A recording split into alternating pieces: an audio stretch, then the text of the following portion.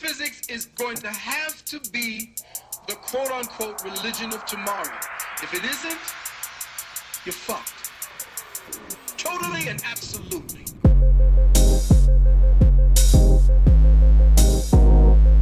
All right. We are live. Ultra Dangerous Gentleman is back in full effect. The greatest think tank ever assembled. No debate. I'm sure everybody already knows that. But we took a little hiatus for a little while. It was the YouTubian overlords gave us a swift kick below the belt recently. Extremely unwarranted, if you ask me. But I guess the algorithm gods must know better than we do. So if you notice, we've been gone for a little while, a couple weeks. We were reeling from an unwarranted attack, but we're back now. And in case anybody was wondering what exactly it was that got us in so much trouble with the Yakubian overlords, well, our last episode, we decided to take a irreverent stance and get a good laugh out of people who thought that Armageddon was upon us once again. And I mean, if you're paying attention to social media and Twitter, if you got some of those Facebook friends that send chain letters and conspiracy theory memes and shit like that, and you've probably seen a lot of this too. But one of the most recent ones was people who thought there was going to be some outbreak activity happening. I'm not going to say what it would be connected to or what would have caused it. It has something to do with Wi-Fi. There was some. It could have possibly, maybe. Can't confirm or deny, but it could have possibly been some nano machines, some Skynet Terminator type thing going on. But either way, we weren't putting it out as a possible reality. We were just laughing at the people who thought that it could be a possible reality. And we got flagged for medical misinformation. So, I mean, that just proves that there's no human connected to this process. The AI heard a string of words and it couldn't read the context of the conversation. It couldn't decide whether we were saying this is going to happen, so arm yourselves, or if we were saying listen to what these jackasses think is going to happen. There's no context. This is why we know that AI is not that dangerous. It's just silly human programming failing again. But yeah, it was a medical misinformation community guideline strike that we got. We even attempted to appeal it, and they did not allow us to appeal it because of the string of words that we spoke, against the wishes of the algorithm. So we took a little break. We had to recalibrate and figure out how we were going to move forward with the Cult of Dangerous Gentlemen's efforts. And I think we came up with something pretty good. I think we landed in a good place. So I'm definitely not mad at YouTube. This is what they do. I mean, it's a multi-billion-dollar organization. I'm sure they don't have time to trifle through all of the complaints of these small channels who think they've been mistreated. Who cares, right? If you're not Mr. Beast or some other huge channel with millions of followers, they don't really have time to talk to you. So you got to tap dance and you got to do a little bit of squirming to make sure you stay within the boundaries. Don't touch the electric fence, if you will. And we just happened to brush against the electric fence, but now we're back and we got some new plans and some new efforts. And I think everything is going to be beautiful. I think we're going to be better off in the long run, but this is what it is. And we're here. So before we dive into this masterclass in detachment, how has your week been, my brother? It's been great. I'm in America, not in the Middle East, so everything's great. That's a fact. It's the little things, right? It's the little things that matter. We could have been born anywhere in the world, but we're here in America, where it may not be the greatest country in the world, but I do sincerely think that it's the greatest attempt that has ever been made to be the greatest country in the world. I think America is trying its hardest. It's doing its best. It's the little country that could.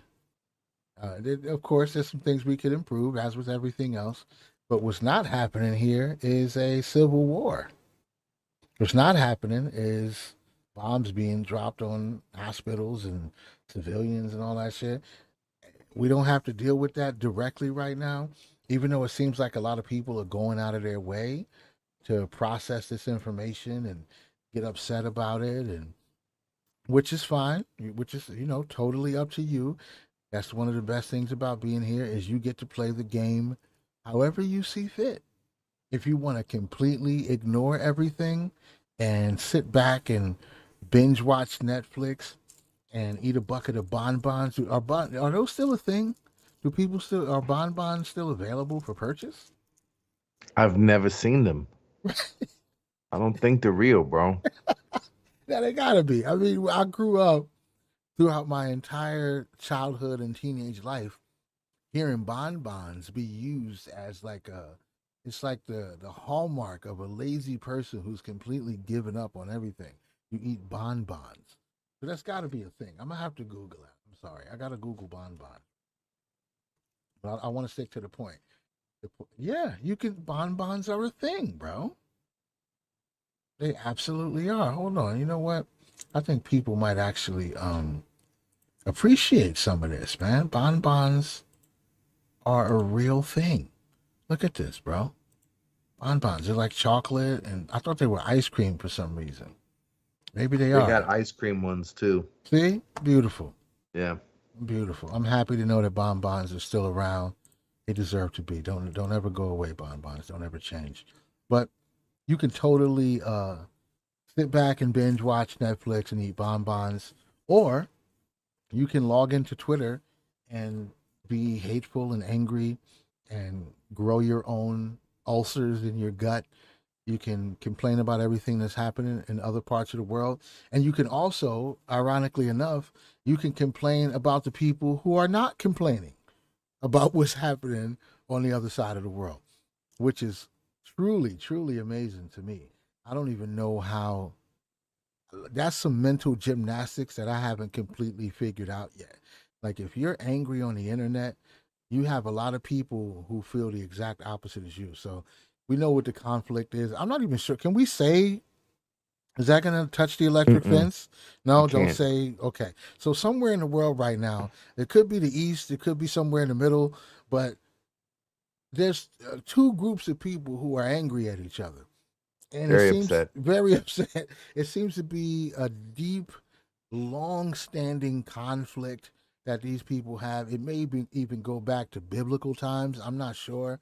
It has something to do with land and geography and who's supposed to be there and who's not. It's complicated. I personally I don't get it all.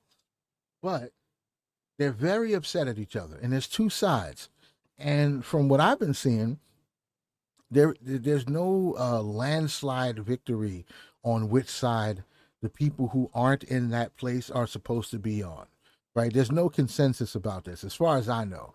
I've seen people who are completely pro one side and against the other side, and I've seen the exact opposite group of people over here saying, nope, you're wrong, it's actually this side that's the bad guys. And I don't know. I have no clue because I refuse to get that deep into something that, one, doesn't concern me directly, and two, I'm completely powerless to do anything about it. So those two things together tell me that this isn't anything for me to raise my blood pressure over. I could be wrong. I could be wrong. I'm always leaving that on the table as a possibility. I'm not saying I'm taking the right path here or that it's even the higher path. I just haven't found a place to plug myself in that makes any sense. But the mental gymnastics I was talking about is how not only do you have two groups of people who could be completely upset about each other for feeling the wrong way about this thing, they're also both angry at the people who are silent and they're just not saying nothing or just not caring. I'm not even going to go as far to say not caring. They just aren't openly expressing their opinion. And that seems to be enough in and of itself to piss people off. I don't get that. Well, how could you possibly be angry at silence when if you're saying red team should win and other people are saying the blue team should win, isn't that enough conflict for you? Red versus blue. You guys get to go online and say, "Hey, you blues suck. Oh, you reds don't have no compassion. You're heartless." But you people in the middle, you people who aren't choosing red or blue, you're the worst of the worst. We really hate y'all. I don't even understand how you get to that place. I'm completely confused. But it is what it is. This is what's happening on social media, especially Twitter. I've seen people who we genuinely have love and respect for complaining about the silence. They're saying, "Hey, there's a world war going on. There's a conflict going on. Your fellow man is suffering," which is like, okay, your fellow man is suffering, and you haven't weighed in on it. And that was the terminology that was used. Weighed in. You haven't weighed in on it. What, pray tell? I'm totally open to be corrected here. What would be the point?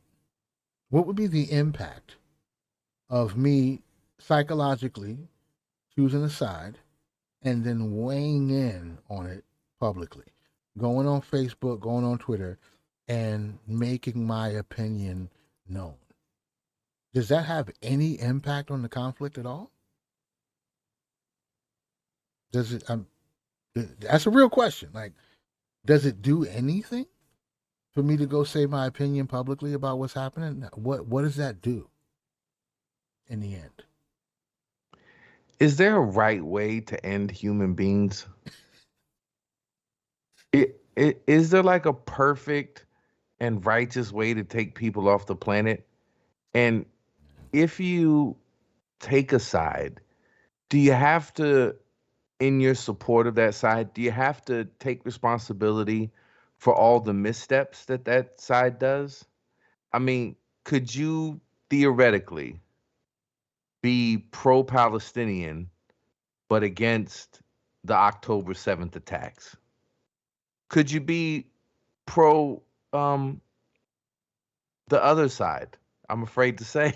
Right. I was like, is this the other side? Could you be pro the other side, but also say, there's been times where maybe there was things done that I couldn't 100% co-sign morally. It's bad. Like, is there always heroes and villains that clear cut for every action? And yeah, you could say in specific instances, yeah, this was probably morally reprehensible.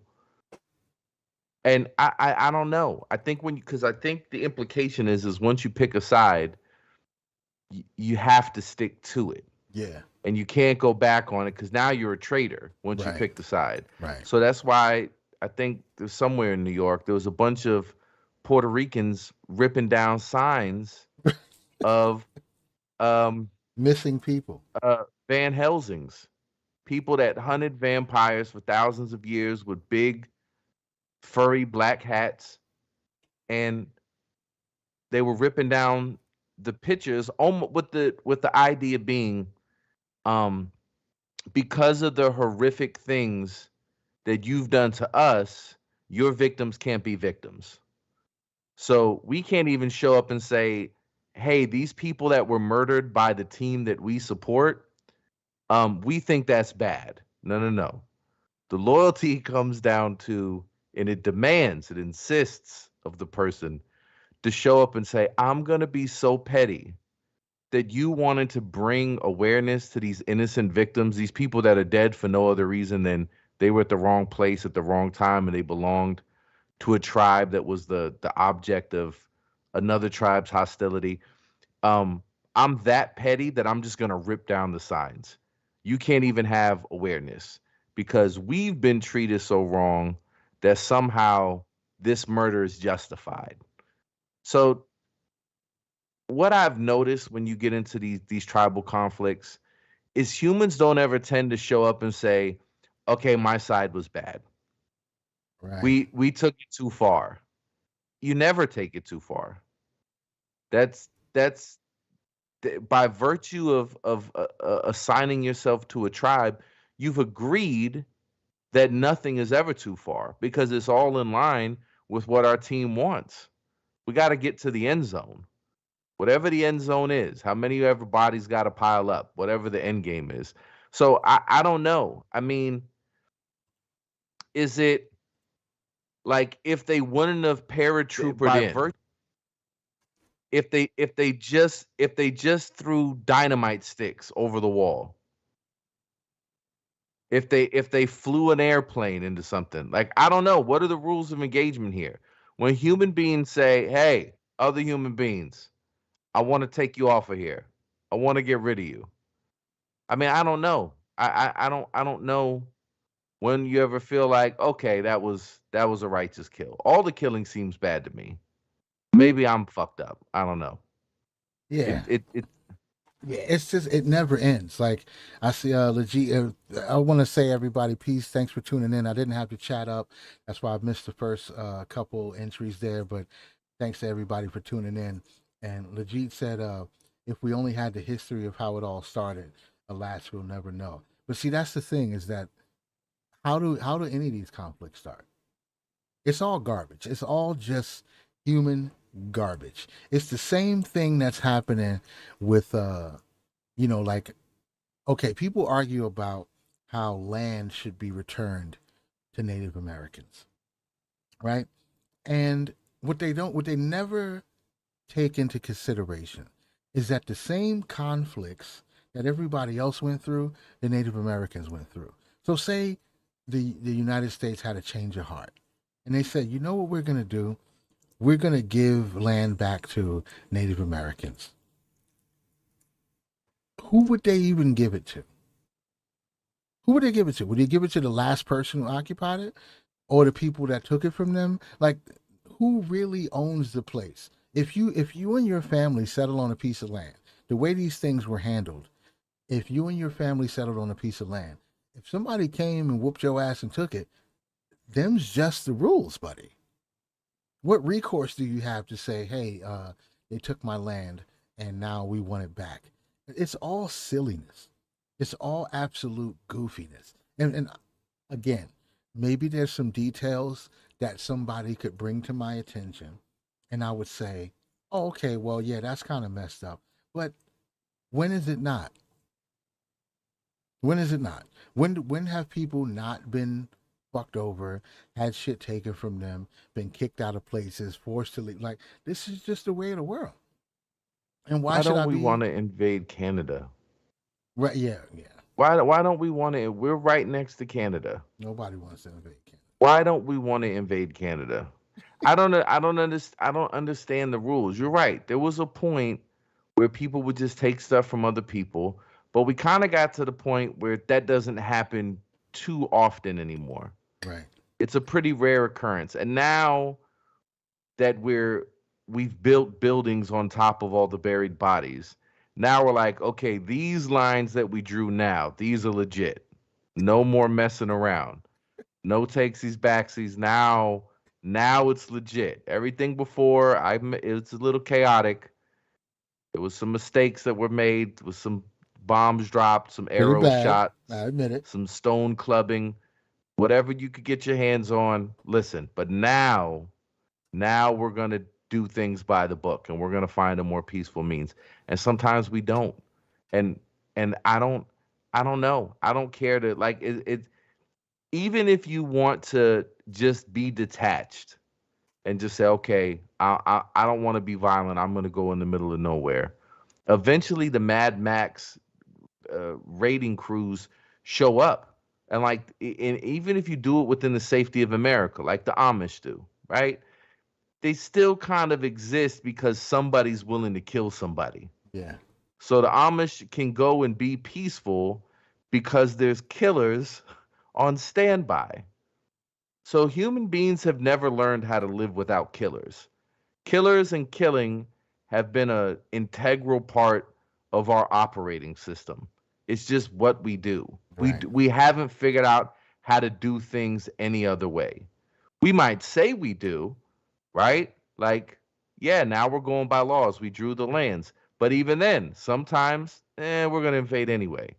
I think we need to topple your government.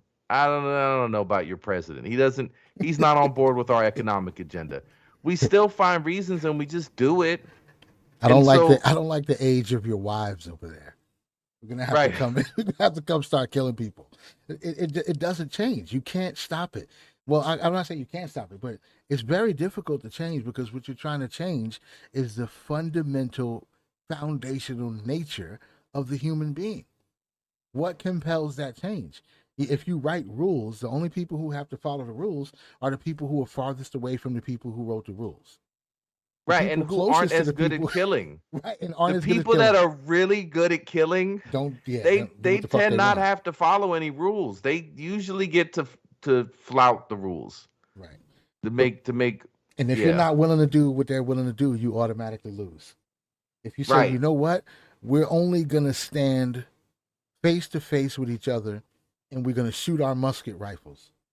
We're not gonna dig punji pit traps and put animal poop on the spikes. We're not gonna have landmines because that's not cool. You know, we're not gonna fucking flank you and kill you in the middle of the night while you're sleeping. We're not gonna do that. If the other team is willing to do that, guess who wins that war? Legit said humans' nature is to adapt. I completely agree.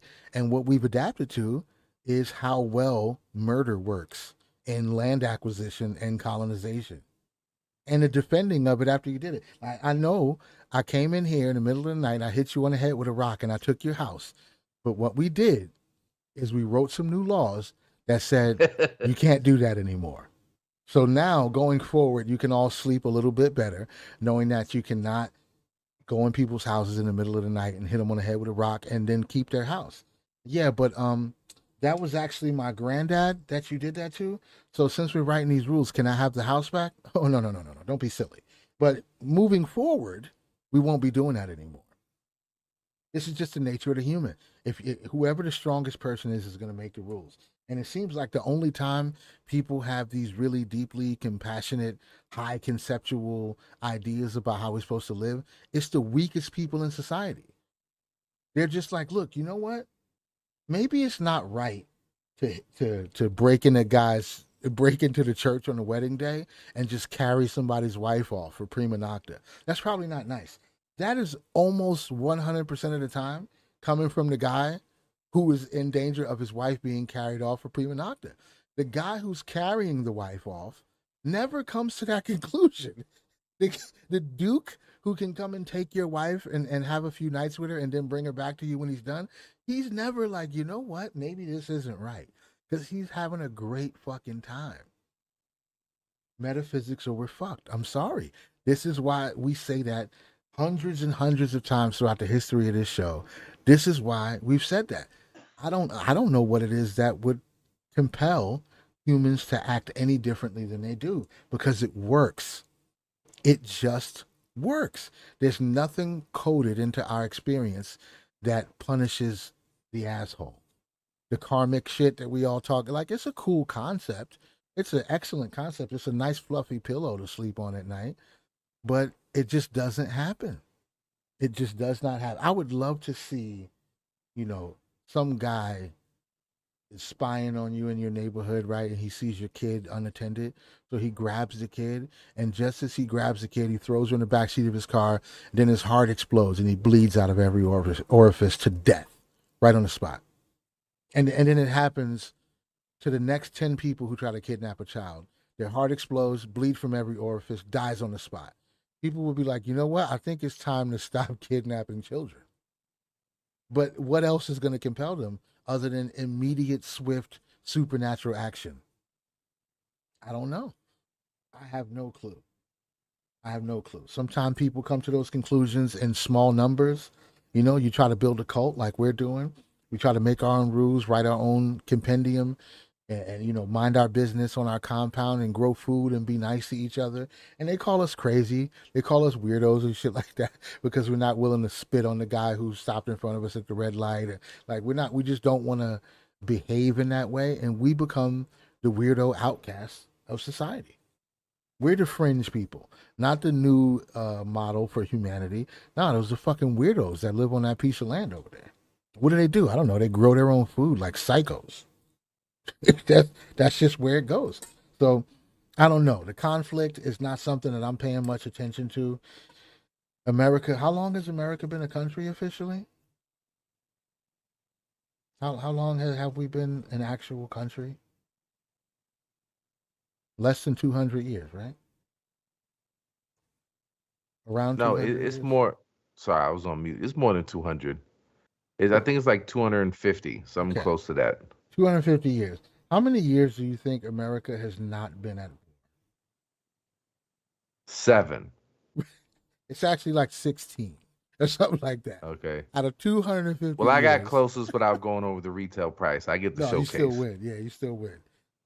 So out of the 200 and something years it's been a country, it's been about 16 years that we haven't been actively at war. So that's just talking about America. We're not talking about the rest of the world. You factor in the rest of the world. While I guarantee, while you were at Starbucks having a pumpkin spice latte, there was a child being tortured somewhere. Okay, he just looked it up. Legit, thank you. 245 years, 11 years of no war. 11, less than 6. So you're closer than you thought. So while you were having your Starbucks, a child was being tortured. And when you went to buy a new pair of shoes, when you were trolloping through the mall, hopefully that's the right word. You were trolloping through the mall. You bought a pair of shoes that was made by child slave labor, and nobody cared, and it's fine. I'm not trying to shame people. I have a point. Um, there were children's hands blown off. They lost limbs mining so people could have cell phones, fancy little cell phones, so you could scroll TikTok. Not so you can try to save the world, not so you could make a positive impact on humanity. No, I want to watch women twerk on TikTok. And a child lost his arm for this cell phone. Adam Young, what up? We're doing great, brother. Um, every minute that you've ever enjoyed in your entire life, every minute you've ever enjoyed, when you were at the cookout, the swimming pool, when you're at the beach, all that stuff you were doing, people were being absolutely destroyed, enslaved, exploited, blown up, executed, all of that. That's all that's ever happened the entire time we've been alive. And we didn't care. Whether it was because we didn't know about it or we were too young to really like we got on with our lives. What's different now? That's the only question I'm asking. What's different now? Why is this the one that we're supposed to be completely and totally crippled and upset by? Why are we supposed to be so locked in on this that we need to know every step of the way, everything that's happening? I don't get it. I don't get it. I think they're trying to Is trick me. They are trying to trick you, but it also, I think the implication is that when it's humans that we see as humans, Mm, that's us. That's like us. They're suffering. I identify with that suffering. But we don't always identify with everybody's suffering. right. If you did that, you'd go crazy if you spent every moment every day thinking about suffering anywhere in the world and making that suffering become your suffering or a point to care about. And then I'm go a step further. Okay, you're having your pumpkin spice latte somewhere on the planet. Something terrible is happening to another human being. All right, let's go even further. There's an alien being stabbed in the chest somewhere, some planet. On another planet, there's an alien It's a being fact. stabbed to death. They're taking his babies. Terrible things are happening. And if you believe in supernatural, right? You believe in the supernatural, you think the angels are always at war. Angels getting shivved right in the stomach, the Right. neck, stabbed up, Angel on angel crime. all over in whatever realm you could think of. It's just how big can your sphere be all the time? All the time. I don't know. I think the best thing for your own productivity and your own mind state and the health of your mind state and the enrichment of the relationships around you is to make that sphere very, very small most of the time. The majority of the time it's got to be small. When it gets bigger, you just got to be careful that it's not encompassing every horrific act that you could become aware of, because this is new to human consciousness. Human consciousness wasn't this aware. You didn't know the shit was coming until your village was already on fire. So the vineyards were open for business. You didn't know. You didn't know. And then you were like, ah, it's the end of the world. Terrible things are happening. Okay. But every day up until that point, right? It was just the immediate needs of the people in your immediate vicinity. You didn't know about anything else going on. And maybe that's better for human consciousness and the human soul. And maybe there's something really unhealthy happening to all of us because we can be acutely aware of every single tragedy on the planet, every single moment of the day, if we choose to be. So you kind of got to pick your causes. And I don't know. I think with everything with everything that's been happening over the last 6 to 8 years, you know, side B, the Van Helsings, there's not a lot of love and support. At Let's figure out how much Kyrie Irving cares or Mm, Kanye West. How much do they care? We mm. should get their opinion on it. Right. That's what really matters. What musicians and basketball players think about this. Hey, look, it is what it is. I think we're wired to numb our own empathy just to survive, right? It's just to be able to function in life. Because well, I mean, without control, without any real control over what's happening, like I could see how your empathy could lead you to want to feed a homeless person, right? You see somebody out there that needs some help, you say, you know what, this guy's probably suffering. Let me give him, some food or something. Let me give him something to make his day a little bit better, or say a kind word to him to give him some hope. Like I could see that happening. But when we're talking about a war across the world, what is it? What does it do to agree to suffer with the people who are suffering over there? Does it make you call your congressman? What's Ja Rule's take on this? What does it make you call your congressman? Does it make you write him a letter? Does the congressman get that letter and then his empathy is triggered and he says, "Oh man, you know what we got to do?" No, that's not how this works. That's I, not how I, any of this works. I would like to answer that. Ja Rule's take is that this is the worst thing to happen to the world since Firefest. That was Ja Rule's take. Yeah, he's like, "Can we please forget about Firefest now, with all the And shit here's that's another going on?" thing. Now with all these paratroopers, maybe World War II Charlie Chaplin isn't the biggest villain Mm, ever now anymore. Maybe he uh, can finally be usurped. I don't know.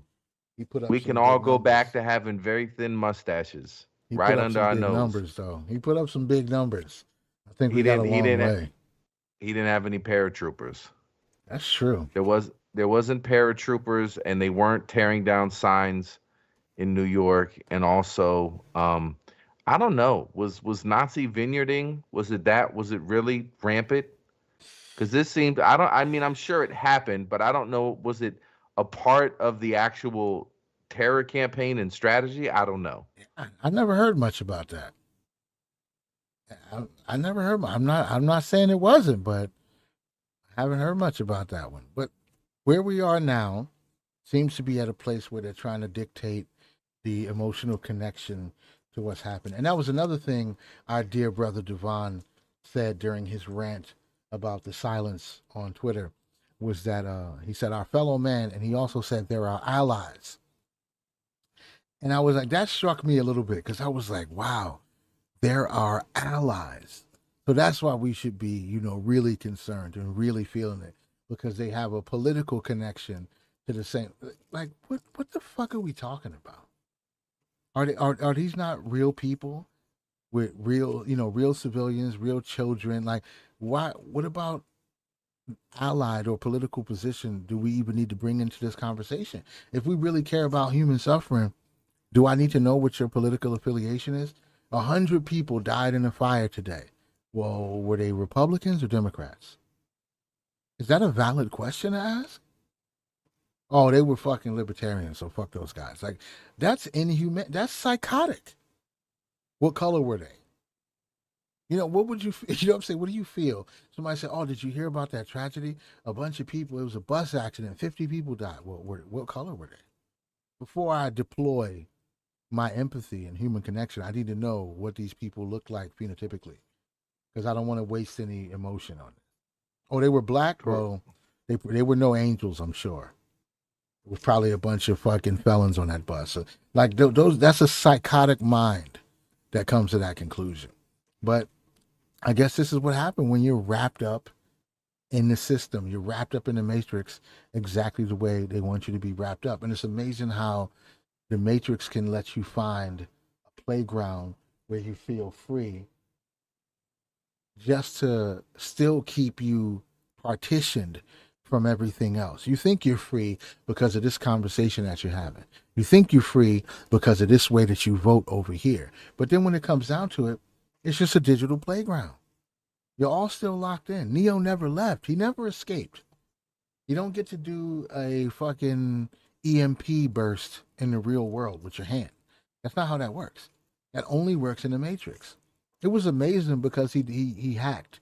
He used it on a level he wasn't supposed to use it on. It's like if you're playing Legend of Zelda and you get the golden sword, 2 levels before you're supposed to get it. Like technically you did hack the game, but it's not outside the parameters of the encompassing game. Because yes, there is a golden sword in Legend of Zelda, but you're not supposed to have it to level 10. You accessed it through a back door at level 8, so you hacked it. But it was already coded into the game. You don't get to use an EMP in the real world from your hands. You never left. It was just a digital playground. Imagine that. Imagine choosing Zion, right? You wake up and you're free now, and you live underground. You basically eat sludge, white sludge out of a bowl. All your clothes are torn rags. And the bad guy of the movie is the one who was like, yo, put me back in so I can eat steak and be rich. He's the villain. I just want to eat steak and be rich. Y'all are bugging with this underground paste machine.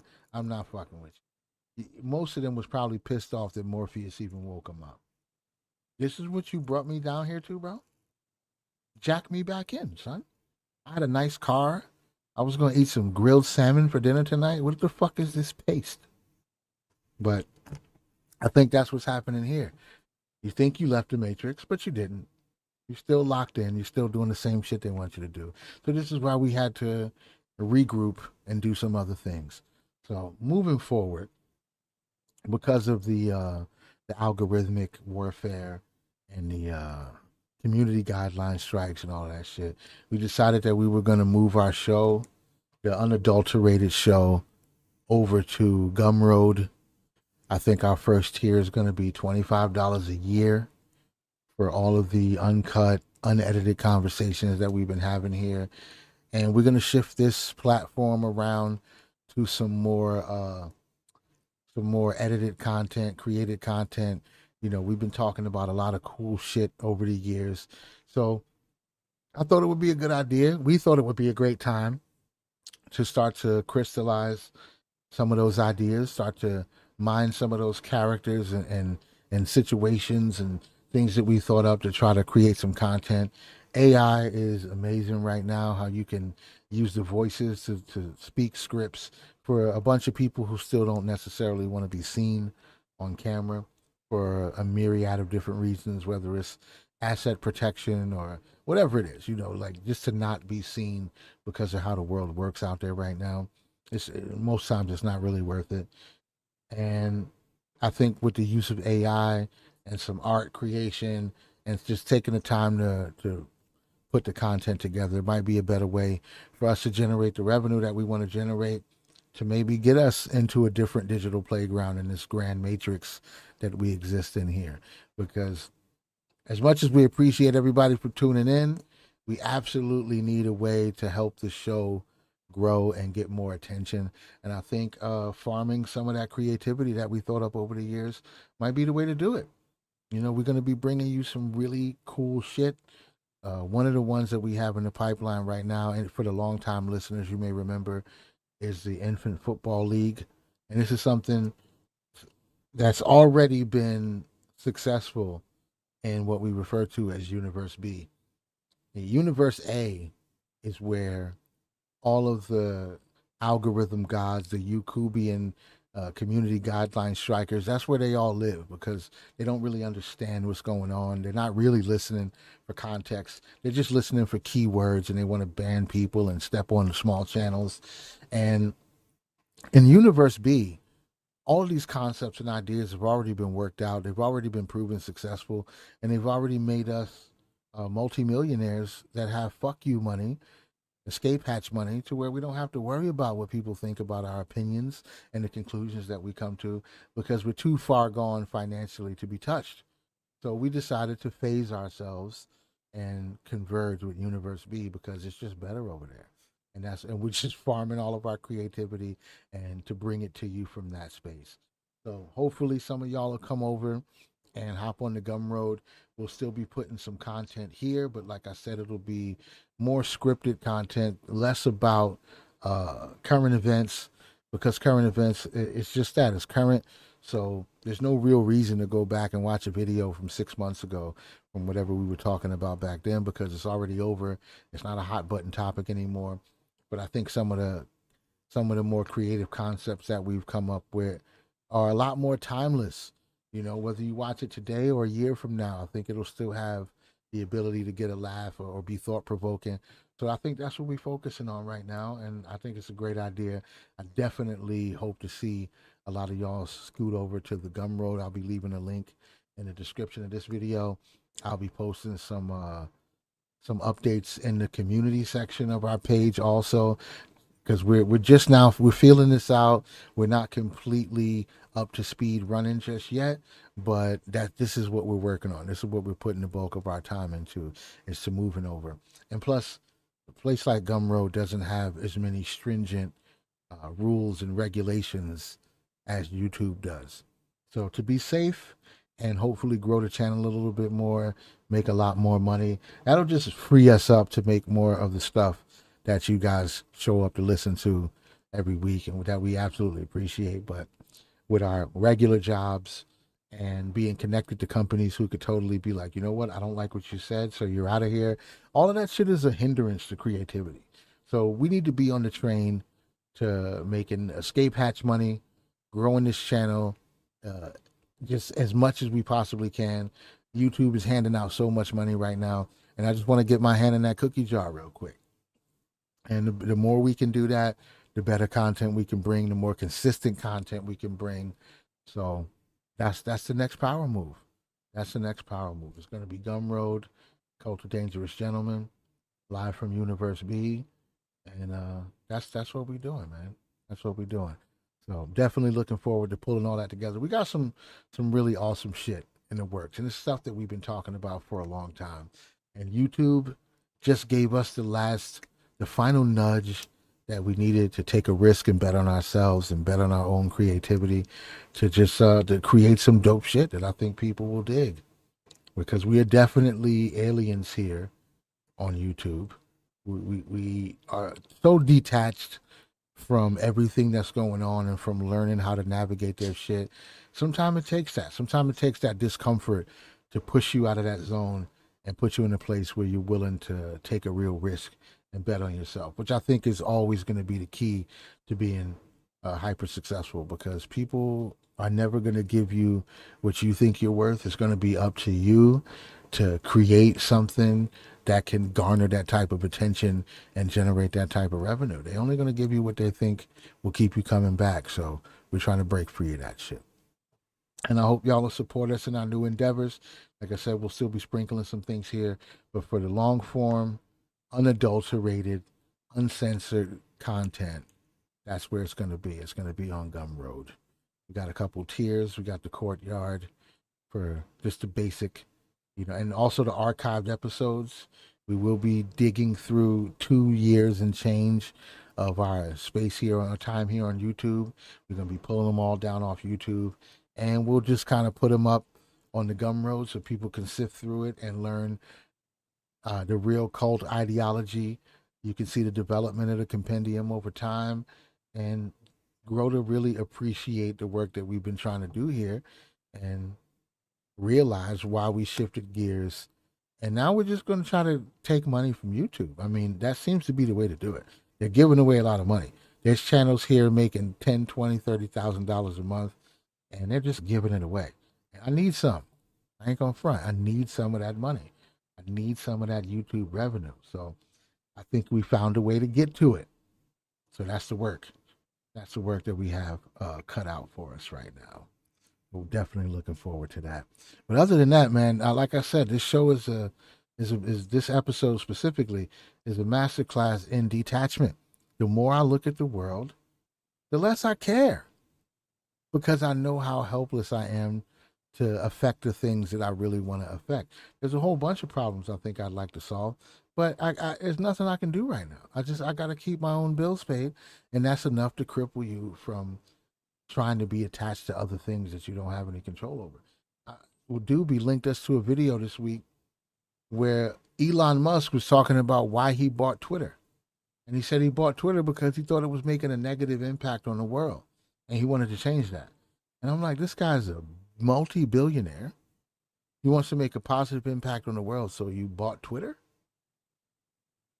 Like, am I missing something? Like, am I wrong? Or just buying Twitter to stop them from being such a septic website? Like, is that really the best effort you think you could make towards improving the overall condition of the world? Is to take over Twitter?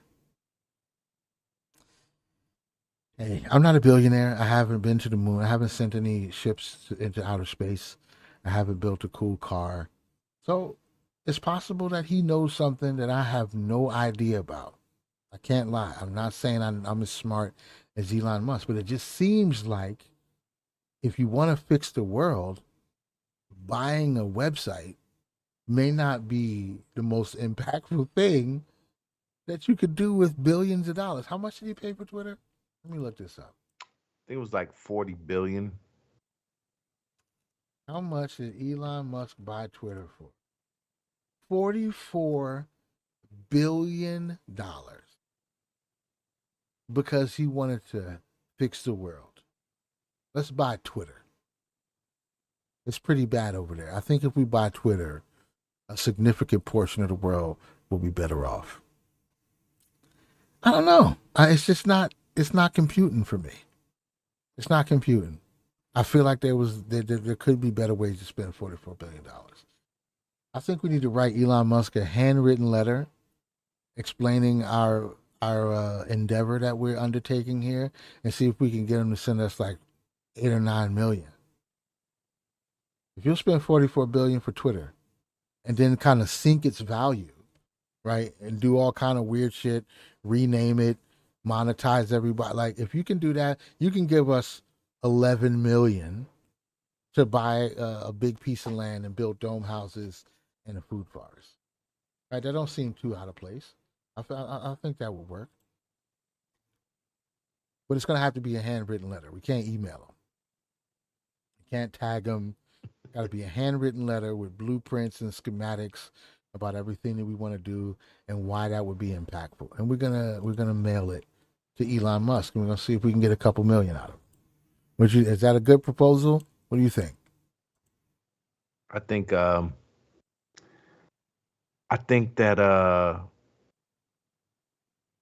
I don't know, man. I think I'm more detached than you are. I think I don't know what's the tier above masterclass. I'm just done.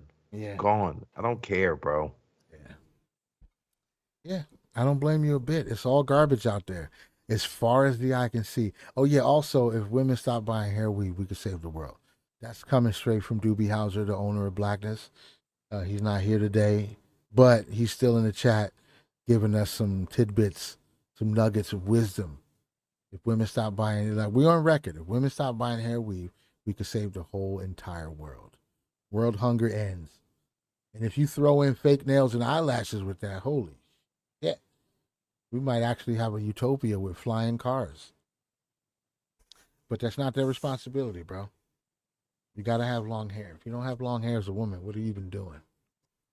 What are you even doing? If you don't have eyelashes, Eyelashes. Let me just get into this for a second. I'm not gonna spend too much time on this because this might be like get us a body positivity strike or something like that. Fake eyelashes might be the single most psychotic thing that women do in their beauty regimen, the beauty routine. Who No objections here. eyelashes, bro? No objections. Like I'm And already, cartoonishly big. yeah, like We're butter. They look talking like drag queen butterflies. eyelashes. They look Yeah. like butterflies landed on your face. So, and I get it. It's fine. It's the things I don't understand, right? But eyelashes, lashes, just lashes. Like if you're bald, right? You got alopecia. Okay, wig. I get it. You don't like your eyebrows? Okay, you pluck them, you make them in better shape. Or okay, yeah, I understand. Eyelashes, though. I'm already a person. It's difficult for me to process levels of makeup. And again, do whatever you want to do. I'm not an authority on this. I'm not telling women what they should or shouldn't do. All I'm pointing out here is my own process when I see it, which means absolutely nothing. It's just my opinion. I would never stop a woman in the street and be like, yo, why you got them big ass eyelids? I mind my business. I wouldn't say a word. But, you know, thought crime is not illegal. So I do think things when I see it. I can't process levels of makeup. So when I see a woman in public with makeup, to me, almost all of them look like, you know how like when you were young, right? You'd be walking around the city, you would see a homeless woman with makeup on, and it just looked wild, like her lipstick's all over the place. And that's how all makeup looks to me. It looks like a homeless person with mental illness every time because it's It's a like reasonable take. your head's white and your neck's dark. It's like you looked in the mirror, you saw this, and you walked out of the house. That makes me think mental illness. I think something's wrong. On some level, the brain is not firing the way it should be firing. Like if you think you it's better to shave off your entire eyebrow and draw on new ones, I'm like, yeah, yeah, you might need a lobotomy. Just take it all away, relieve you of all your stress. Just partial lobotomy, and then you could just walk around and just be in a constant state of bliss all the time because you don't know any better. But that's just how I feel when I see fake eyelashes. It freaks me out. I'm like, this person is unstable. You got to be unstable. You glued fake hair to your eye. You put glue on your eyes. What reason is there ever to put glue on your eyes? I know it sounds like I'm hating right now, but and luckily I don't get a chance to see them very often, except for on social media, so I can laugh and be cringeworthy and from the comfort of my own home. Bleaching, bleaching, Doobie's bringing up. That's also, but you know what? Bleaching induces uh, compassion for me, because I think if you willing to burn layers off your own skin to make it lighter, I just feel bad for you. I'm like, that's so sad. You're suffering so deeply, all for a lighter complexion. But when I see fake eyelashes, I'm like, this bitch is crazy. There's no compassion in me for fake eyelashes. I'm like, you're a nut job. But yeah, bleaching makes me feel a little bit bad. I feel bad for them. But if you can sell a product that's specifically designed to burn layers off your skin and people buy it, that's just supply and demand. I can't get in the way of that transaction. I have nothing bad to say about it. It just is what it is. How they like imagine that. What do you want to we're gonna start a business. What should we sell? We should sell acid soap that's gonna burn the top layers of skin off a person to make them look whiter. You think there's a market for that? Hell yeah, all over the world. Everywhere you Yeah. can think of where there's brown people, some of them are bleaching their skin with acid soap. What about eyelid glue? Can we get eyelid glue and 18-inch peacock feathers that we can just glue to our eyelids? Can we do that? Yeah, that sounds like it might be viable. I'm sure and they eat it up. They eat it up. Nobody says, "Wait, what do you think? What are you saying? Why you got these big?" Nope. Let's go for it. I understand makeup in a theatrical sense.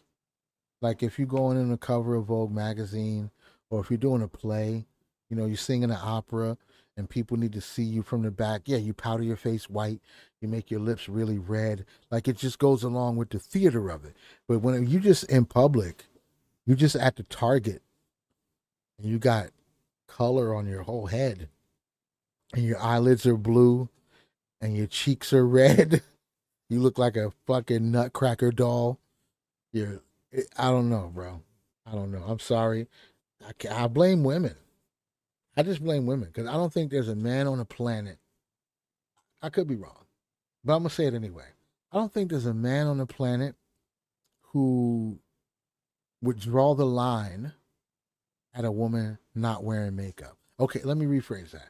I don't think there's a heterosexual man on the planet who would see a woman and be like, nope, she doesn't have any lipstick, no eyeshadow, she has no contouring on her face, and her eyelashes are clearly real.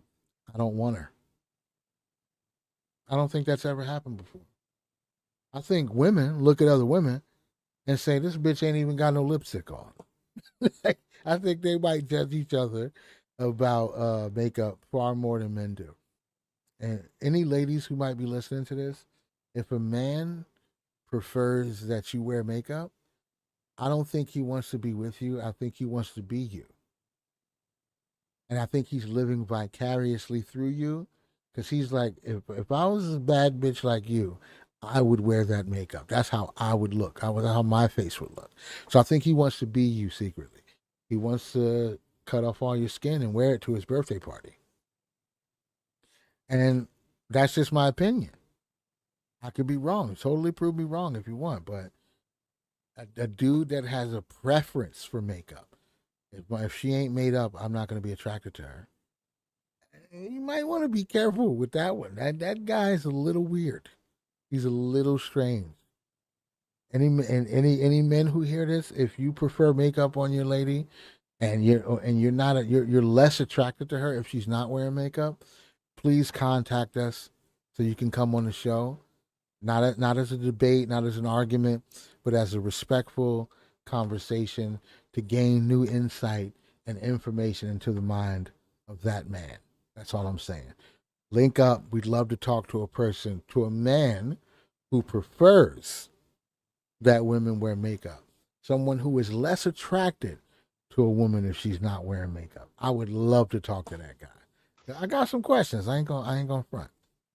I want to bring back powdered wigs. I Powdered think wigs that's is dope. something that we left that behind, and people like, oh, it's ridiculous. They would think nobody thought that was the real hair, and just because they had lice, and it would keep it. You know what? Shooting concrete into your butt cheeks is perfectly acceptable. No one will oust you from society and say you're a weirdo. You flew to a third world country and had a doctor that didn't speak the same language as you, put you under anesthesia, and inject foreign substance into your butt cheeks so you could have a ridiculous butt and walk with a goofy gait. And you did that in the name of fashion. That's fine. You could do that. Do it. But in return, and with peacock feathers on you glued to your eyes, yeah, men need to start wearing powdered wigs again. Just on the regular. I'd like to see that. I'd like to go out in the world with all the insanity that's in modernity right now, but to see a sea of powdered wigs that it just comes back. It's normal as putting on pants. You just as soon go to the grocery store and see a person walking around with no pants, which on Twitter there's a couple of those. There's a couple of people Oh yeah. walking through the grocery stores Oh yeah. with no pants, but you don't see it a lot. But that's the frequency with which you would see people that don't have powdered wigs. I'd like that. I think that's a better world. And cod pieces. That's another good one. What Cod happened to pieces. why did those go away? Why don't we have pants anymore that accentuate our cod? Yeah, I think cod pieces should come back. Cod pieces and powder wig. Okay, you know what? I'm gonna Google cod piece and I'm gonna put this up on the screen because I think it deserves to be on the screen. There's not gonna be any nudity, so YouTube can't get mad at us here. Cod pieces, bro. Let me widen this up a little bit. I want you to see it all in its absolute glory. Hold on, let me make it bigger. I'm gonna make it even bigger. So there was a time when dudes wore these clothes. Look at it. Son had a metal boner coming out from his pants. And I think that's fair. Let me do it this way. I think that's completely fair. Why not? Why do we give this up? Why do we throw this away? Yeah, it's like it could be like a dragon head or look at it, bro. Come on, son. You can't say that's not some pimp shit right there. Yeah, have it just sticking out from, open your zipper. You put the cod piece on under your pants, you open your zipper, and then you just have it sticking out. It's just a status symbol. It's a status symbol. If women can get a BBL, we should be able to wear cod pieces. I don't know, dude. It just seems like, come on. You tell me that our society and at the current iteration that it is right now doesn't deserve for men to have metal cod pieces on? That might make women feel safer. An extra layer of protection. And when you go to the club, it changes your whole grind game at the club. You got the, you know what I'm saying? You got the cod piece on. She's like, oh, look at this one, got a happy face on it. You know what I'm saying? Think about boxing weigh-in stare downs. Right. Your Yeah. nose to nose, face to face, but you hear the clanging, Tip to the tip. metal cods. Yeah, kind of nestled against each other. Yeah. See, we missing a lot of opportunities to be great in this country. I will say that we're missing a lot of opportunities to be great, and I think cod pieces is one of them. If women get to buff themselves up like that in society, we should be able to also. Not that I don't go outside Shoulder much. pads too. Shoulder Shoulder pads. pads, Yeah. and you know what else too? It's gone away in the male attire. What are those things? Ruffles? Yeah. Yeah. What are those things? Those ruffles around your neck? Was there a name for that? Oh, ruffled shirts. I know there was like a ruffled shirt for It men. was like specifically around the neck. Like Yeah. there was a thing. Not like that. It was just around the neck. It was like this goofy circle around the neck. Oh, yeah, the ruffled collar. I know what you're talking about. There's got to be a name of that garment. Yeah. Yeah. Yeah, there it is. Hold Yo, on, let me bring this where are back up. those? I want those. I want those. I want powdered wigs. Yeah. I want some shoulder pads, and I want a massive fucking cod piece. Yeah, yeah. They're selling this $8.19 on Temu. You can buy it on Temu right now for $9. Just put it right around your neck like a boss. Look at that, bro. I think we should reverse it all. I think women should have to be completely plain in public, and men should start doing all the extra shit. That's where we go. That's where I think we should go.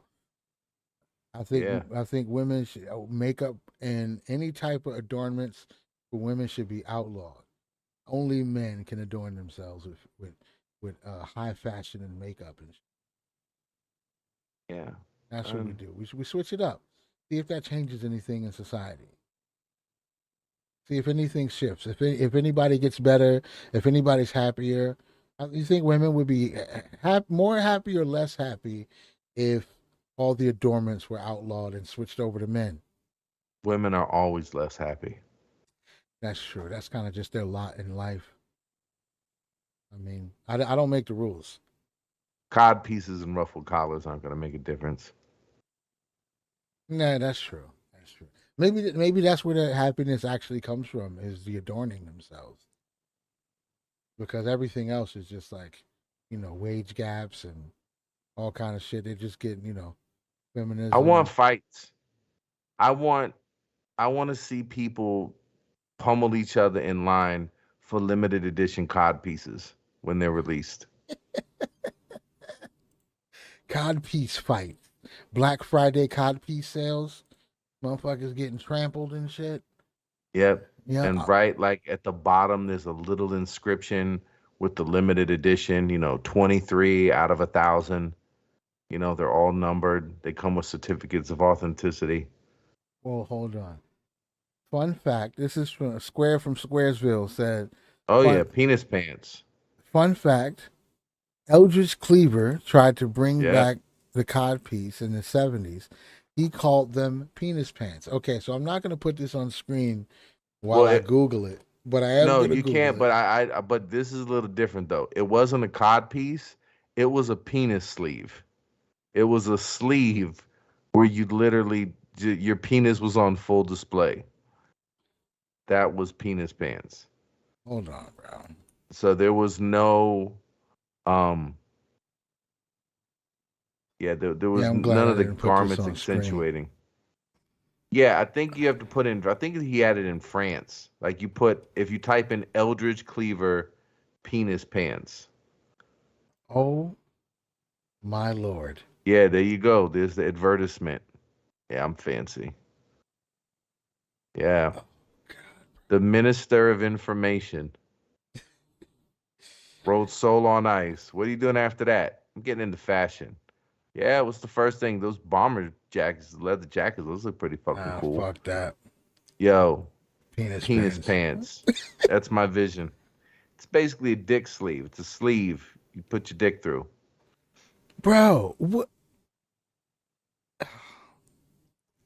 Okay, I mean, what? All right. It looks like a plague mask from the 1400s. Yeah, nobody put the I bird beak on that. Yeah, It is I such an put little opportunity. eyes right above it. Like you could get. Oh, dude, I don't want to give drag team story hour any advice, but that might be the way to go. Like have fun little characters, penguins, hawks, that do little faces. Oh, It's great.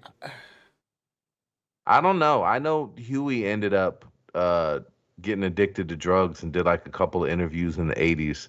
I think he got killed buying drugs allegedly. Um, so he kind of had a pretty precipitous fall. Uh, Eldridge, I gotta think things. I mean, if he went, it's like from a pretty. He got a lot of critical acclaim for his writing, and I think that was like the only book he ever wrote. And then he went to Penis Pants. There was no follow up. so So yeah, okay. Revolution, power to the I don't know people, penis who's making pants. that movie. Why don't we have a whatever happened to Black Panther movie? Bro, I can't. I'm. I. I'm. Don't you want to know the story behind I this? need Like, to know at this point. I have to know. Was this his idea, or did he get to France and somebody was like, "Eldridge, we have the perfect." I don't. I'm completely dumbfounded right now. I have no clue. This is the most amazing shit. He really thought that this was gonna be it, huh? and This that's is it, where the hot society shit. is going. Mother, bro, who the fuck would wear that? I bet you if you reintroduced it now with fun characters, it absolutely would catch on. Have the plague Yes. mask, have the face from Beetlejuice, Right, Dumbo, have Snuffleupagus. Yep. Snuffleupagus, yeah, yeah. I'm sorry, bro. This is. I don't even. I'm lost. I have nothing. I Look got at the one in nothing. the back, like the Miami Vice one. Right, Right, but then it's like you could have just kept it the same color as the pants, but you didn't. You looked at it as like a tie, right. you know It's what I an mean, or your accessory. socks or a handkerchief. Like, yeah, no, we're gonna match the shirt and splash a little color there to give that extra dimension of attention there. This shit is wild, It's really bro. drawn it. Listen, but in his defense, titties are everywhere. You can't get away Yeah, from that's titties. that's Titties true. are on display. That's true. Cleavage, titty meat, pushed together, peeking out, perfectly socially acceptable to walk around and just say, listen, I'd like to bring as much attention to my tits as possible without actually pulling them out of my shirt. This is the equivalent of that. My penis isn't out. I haven't, a crime has not Right. been No, committed. yeah. No, it's There completely hasn't been, legal. but I'm drawing as much attention to it as possible. Bro, don't you have to have like a half tub the whole time? Not everybody. I know I would, but not everybody. Like I'm just saying, like to put it into a sleeve like that, like don't, because it's not Well, like you're wrapping the sleeve around it. You have to put it in the sleeve. Like you you got to couldn't put slide a it in. limp foot in a sock.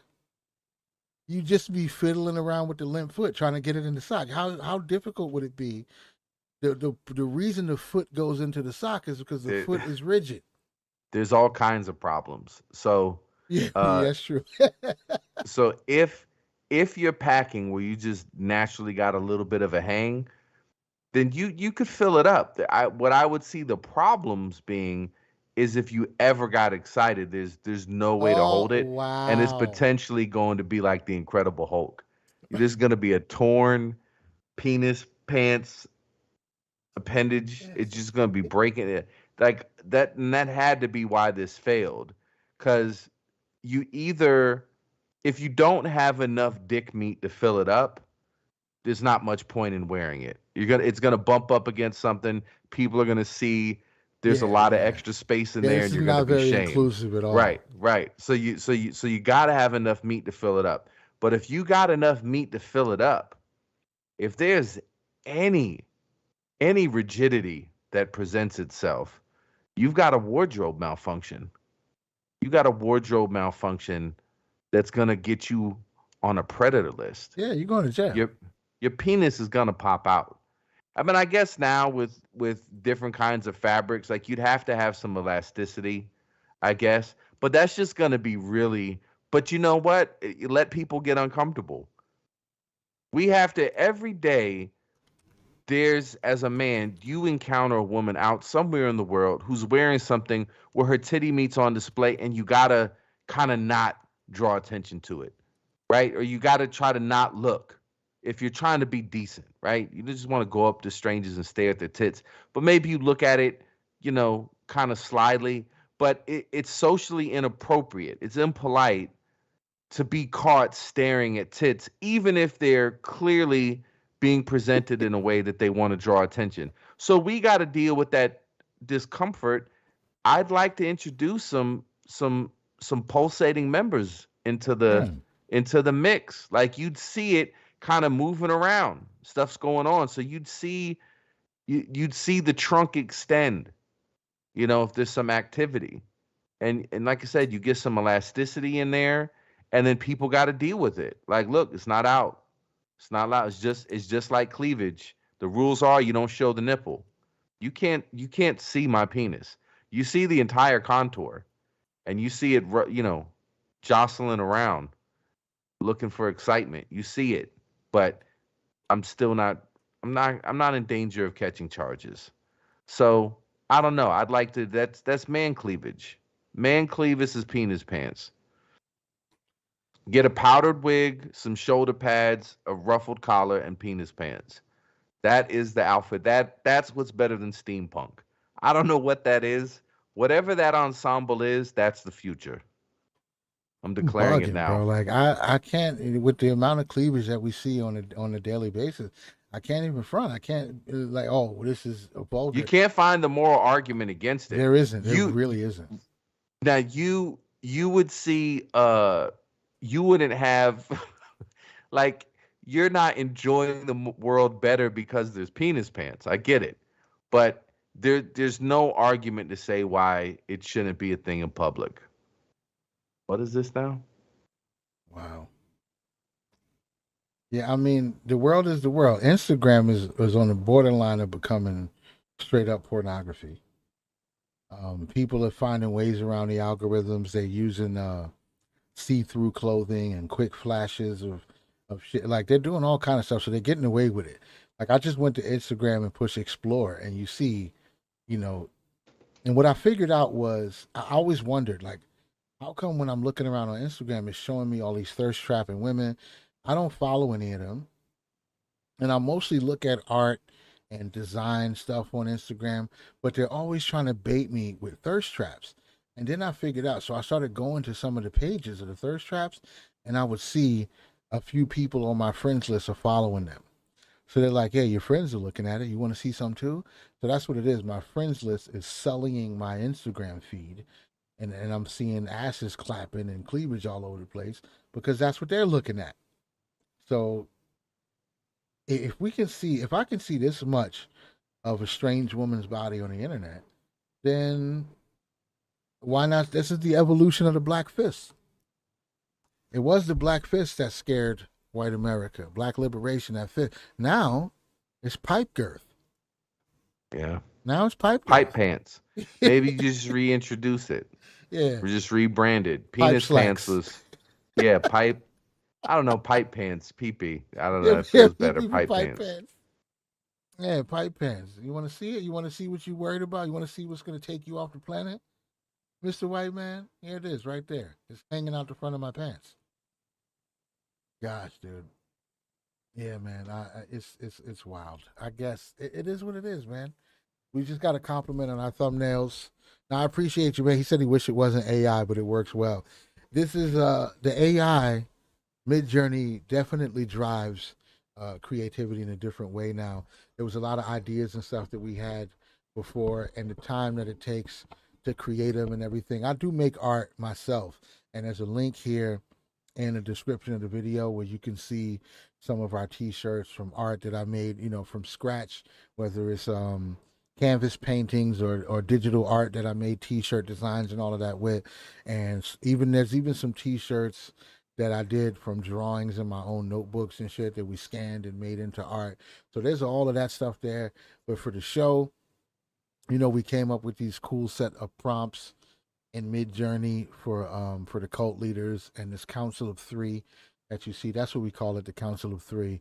And yeah, it was just very useful.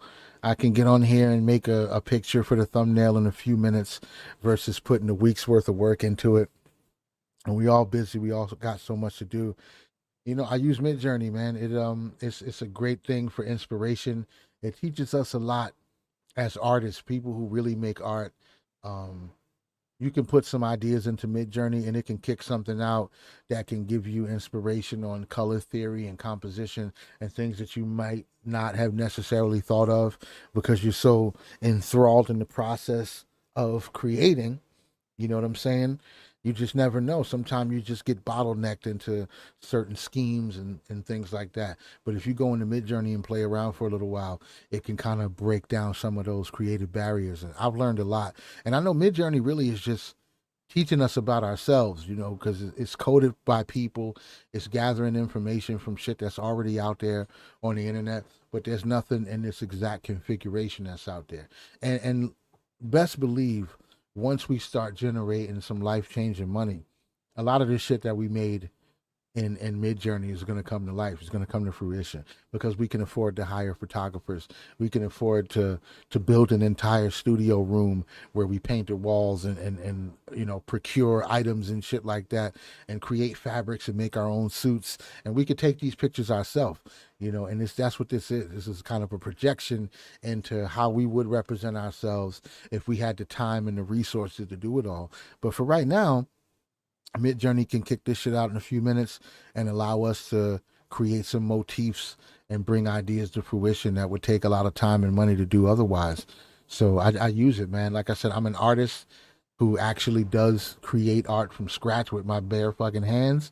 And I love what it was able to do for us. It sent me into a whole different set of rabbit holes once I saw this. And I've been using it since it first came out. And it's fascinating. I know a lot of artists didn't like it and they kind of got pissed about it, but I just don't have that fear when it came to Midjourney, bro. I mean, I got a lot out of it. It inspired me a lot. We created paintings you know, the color theory that we use in the paintings, we may not have made those choices if it weren't for seeing some of the images that Midjourney spit back out to us when we were experimenting with it. So I'm happy for it. I don't use there's nothing on our website. Well, there's a few things, but they're like book covers. So I put out a set of notebooks with Midjourney generated, what you call it, patterns and things like that on it. But there's also a bunch of our own stuff. There's very few things in our store that come directly from Midjourney, but notebook covers, like people who want to collect notebooks for journaling or sketching or something like that, it just seemed like it worked. So I tried it. I threw a few of them up there. I've sold a bunch, not a bunch, but I've sold a good number of them. So I think people like seeing some of those trippy, psychedelic things. Matter of fact, you know what? Maybe I'll just go to the website right now. I'll just go to the website real quick. You know, I don't always do this, but since we got a few people listening, if you guys want to tap into the website and look around, see if you see something that you might like, show us some love, you know, buy a notebook, buy a t-shirt. We do have a special going right now where if you type in gratitude as a code, you can get free shipping on any order over $50. So if you do decide to buy something, spend $50, you get free shipping. And yeah, I'll just scroll through the website a little bit. The flip flops also, I use Midjourney to create these shoes, these flip flops. These are all patterns and images that I made in AI. But it's, you know, it's flip flop bottoms. You know, I didn't know. I don't know if there's a market for, you know, fine art that we painted or drew in the bottom of a flip flop. So, excuse me. So I decided to use Midjourney for that. Um, T-shirts. It's just stuff that we've been drawing and stuff that we've been making over time, and all of these things are hand drawn and colored by us directly. These are all drawings directly from my sketch pad. I was in a moment here that was kind of Basquiat inspired, and I was drawing some super abstract images here. And yeah, man, we got, let's see, we have one of one art. These are the canvases that we have available right now. A lot of these me and my wife collaborate on. Some of them are just her, like these really dope women's faces and stuff like that.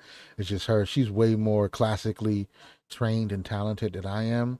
I'm a vandal. That's where all my skills come from. I was in New Jersey writing on trains and buses and walls and shit like that. So my skills come from vandalism. Hers come from actual art school. So but yeah, these are some of the paintings that we have in there. We got some hats. We got all kinds of stuff. So yeah, definitely come to the shop if you guys are interested.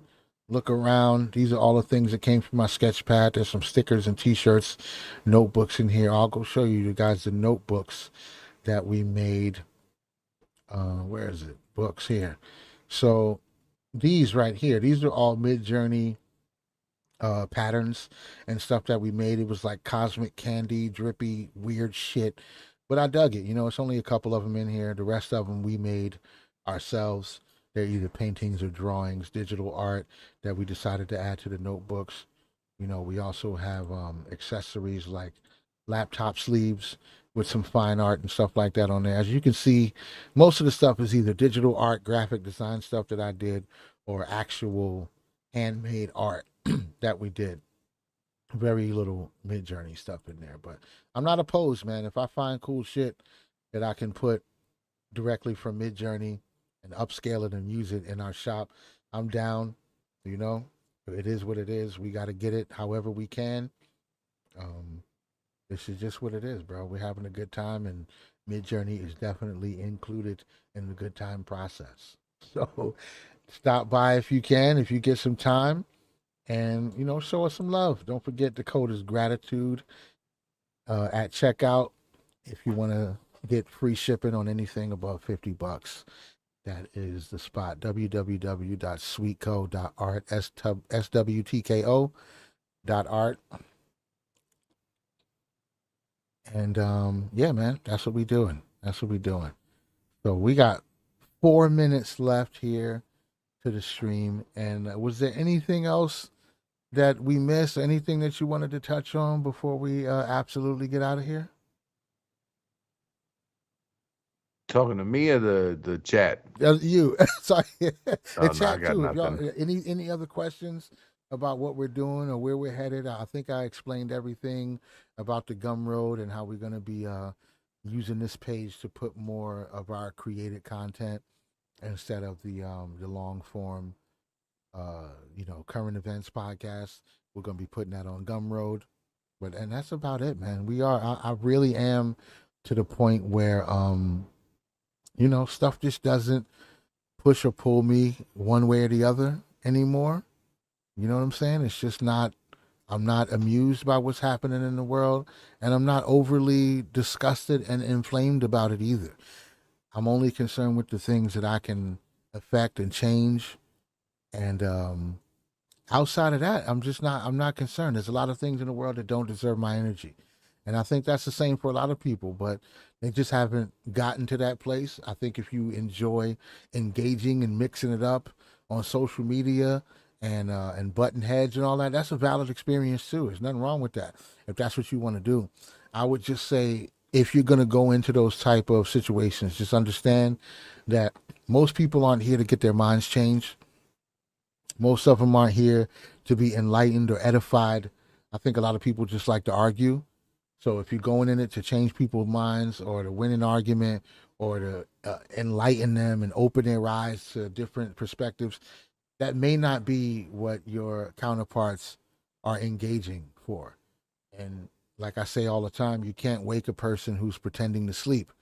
So you can sit there and you can shake them all day long. And, hey, wake up, wake up. But if they're pretending to sleep, they can just troll you by not opening their eyes. And then, you're wasting your energy, which is valid. It's your energy to waste. But just be informed about the engagement that you're partaking in. It may be better off to put your energy into a place where you can enrich yourself, enrich your lives of the people around you, build something that people can take advantage of, something that's going to be impactful. There could be a lot of ways to do it. For me, talking crap to people on social media is not the path that I want to take, you know? So I just think it's mostly pointless. And there's just a lot of shit going on in the world that I'm inclined to ignore. And I don't apologize for it. I just don't. It's just, we only have a short amount of time to be here and experience this continuum of now, this constant present moment that we're wrapped up in. And I take it upon myself to curate my experience as much as I possibly can. I protect my peace. I know people really dislike that terminology for some reason. That's an easy way to piss people off. You tell them you're protecting your peace, and they're like, "Oh, you can't be doing all these fucking." Yeah, I'm sorry. That's just what I'm doing. That's just what I'm doing.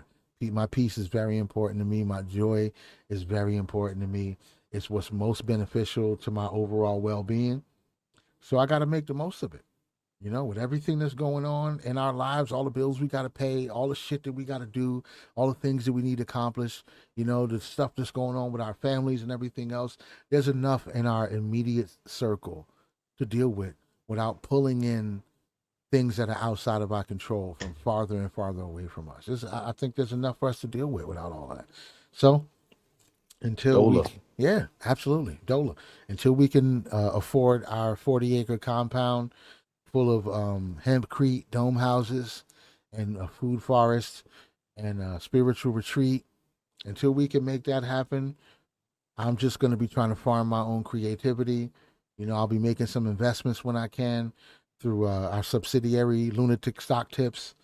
I'm going to be trying to enrich and empower the people around me and make the absolute most of my life until I generate enough money to really impact the world. I think if I ever get to the point where I got millions of dollars and I got tens of thousands of dollars consistently coming in every month, then maybe I can attack some of these bigger problems. And because I think throwing money at it is really the only way to do it. A lot of us have the heart to do it and the mind, but the means is what makes the biggest difference. You can probably it's illegal to feed homeless people in a lot of states. You want to go to jail real quick? Buy 100 Subway sandwiches and go pass them out to homeless people. You're going to jail. You're going to jail. Ask yourself why that's true. Ask yourself what is the liability that a city would take? What is the crime being committed if you go feed people who need to be fed, and why they would arrest you for that? The only way to change that is lobbyists. You'd have to pay hundreds of thousands of dollars to get that law changed. And who cares that much about feeding homeless people to put hundreds of thousands of dollars into just trying to get the law changed to make it legal to feed homeless people? Even the people who have the heart to do it are stymied by the process. If you had the money and the compassion, once you get to that red tape and you be like, I got to give you $150,000 so I can feed homeless people, fuck you. And you walk away and you find something else to do with your money. I'm assuming. I'm not trying to make excuses for billionaires here. I know everybody wants to eat the rich and all that shit. And honestly, I think the rich want to be eaten, but that's a whole nother conversation. I think even if you do have the heart and the mind to do it, once you get to the place where you see what it takes to get it done and the investment with no positive return possibility, you might just say fuck it and go buy yourself another car because that's so much easier. I don't know. We'll see.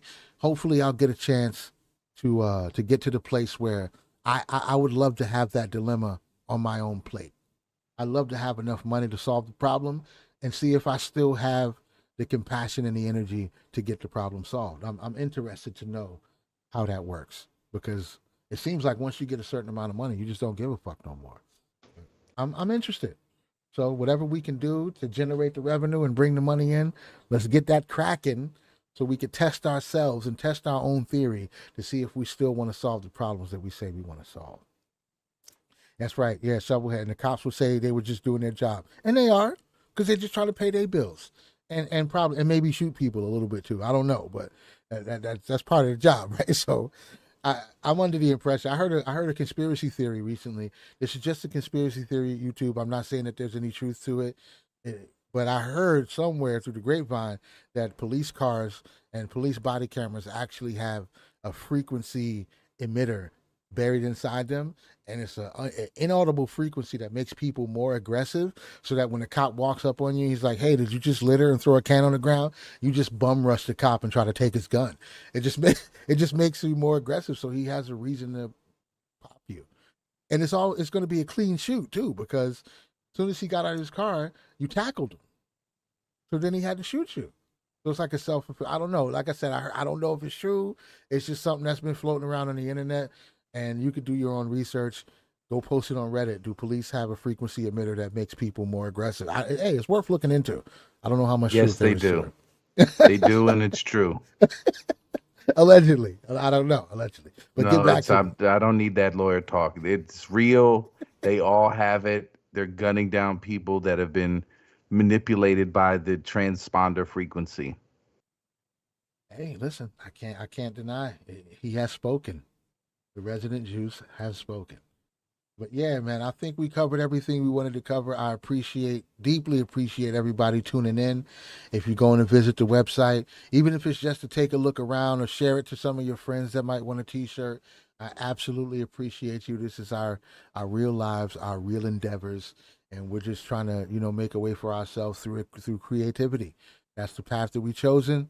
It's not easy. It's not a blow up overnight situation, but hey, we're here and this is what we have to offer. So if that's something that you think you can help out with, you are greatly, greatly appreciated. Once we get this Gumroad up and running, it's going to be $25 a year for the first tier. I don't think that's a lot to ask for the effort that we're putting in. And if you're getting any type of value at all from this show, I would implore you to keep up with us and listen to the conversations and see what we got in store for you with this crafted content that we're going to be putting out here soon. I hope all y'all are watching. Share the videos. Share this video. Click the like. All of that good stuff. The website, again, is www.swtko.art. That's sweetco.art. It's a combination of mine and my wife's last name. So, yeah, visit the website. Show some love, and I'm sure you will be hearing from us very soon, whether it's on Gumroad or if it's here with some crafted content. We're looking forward to, keeping y'all plugged in with the Cult Compendium and how the efforts are going. We appreciate y'all. We appreciate y'all greatly. Much appreciation. And I appreciate you, my brother, for always making time and being here to help hold each other accountable and help build these ideas and bring it all to fruition. I think we're on the path to some great shit, and I'm glad to be on this path with you and our brother Doobie. And I think some awesome shit's about to happen. I'm looking forward to it. Dola, may it be so, man. I love you and appreciate you, bro. Absolutely. And Doobie, no one's gonna call you shiftless. I promise. Anymore. Not anymore. We all, But yeah, enjoy the rest of the evening. Everybody who tuned in, thank you again. Enjoy the rest of the evening. You will be hearing from us very soon. We have been the Cult of Dangerous Gentlemen, the greatest think tank ever assembled. No debate. This is what it is. So we'll be seeing y'all soon. Peace. Peace. Metaphysics is going to have to be the quote-unquote religion of tomorrow. If it isn't, you're fucked. Totally and absolutely.